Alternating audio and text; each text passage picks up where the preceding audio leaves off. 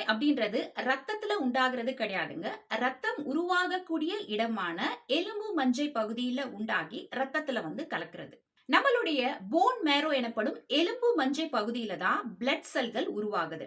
இத சிவப்பு ரத்த அணுக்கள் ஆர்பிசிக்கள், வெள்ளை ரத்த அணுக்கள் டபிள்யூபிசிக்கள் மற்றும் பிளேட்லெட்ஸ் தட்டையணுக்கள் அப்படின்னு சொல்வோம். அந்த உருவாகக்கூடிய செல்கள்ல ஏதாவது ஒரு அப்நார்மல் growth ஏற்பட்டா அததான் நாம கேன்சர் அப்படின்னு சொல்றோம். இந்த பிளட் கேன்சரை அது எந்த இடத்துல ஆரம்பிக்குது, எந்த விதமான ரத்த செல்களை பாதிக்குது அப்படின்றத பொறுத்து 3 வகையாக பிரிக்கலாம். லுகேமியா, லிம்போமா மற்றும் மைலோமா. லுகேமியா அப்படின்றது ரத்தம் உருவாகக்கூடிய எலும்பு மஞ்சை பகுதியில் இருக்கக்கூடிய டிஷ்யூக்கள் மற்றும் லிம்ப் நோட் எனப்படும் நிணநீர் முடிச்சுகள் இந்த பகுதியில் உருவாகக்கூடிய புற்றுநோய்.